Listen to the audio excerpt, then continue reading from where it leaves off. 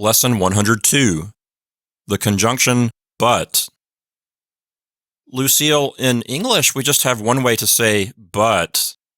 The distinction here was when you see the word no or a in Russian, a lot of times you can use the word but in both cases to translate it, depending on the context. The no version is more like however, like there's more of a difference. It's like a little bit stronger, whereas it's not quite as strong of a contrast. The two parts of the sentence aren't quite as at odds with each other. Yeah.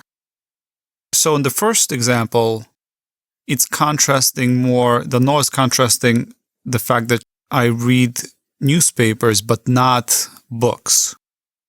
For instance, in that sentence, you can't use "a" instead of it. Я читаю газеты, а я не читаю книги. That wouldn't really make sense.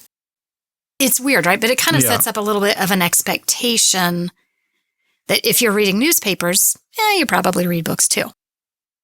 Because in the second sentence, you could substitute the "a" for "no." In the Я читаю газеты, но ты не читаешь газеты.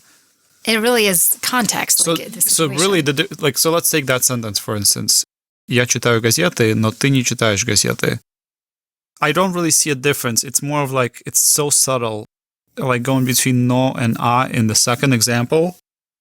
Я читаю газеты, но ты не читаешь газеты.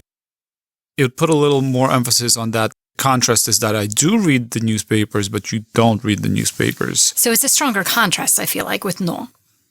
Yeah. It kind of emphasizes the contrast more. Yeah, because saying я читаю газеты, а ты не читаешь, it's like, I do read the newspapers, but you don't, but it's like, it's not a big deal. Right. But the first one is like, I do read the newspapers, but you don't read the newspapers. It's a little bit, so it's a little bit more like contrast, like you said, yeah. Okay.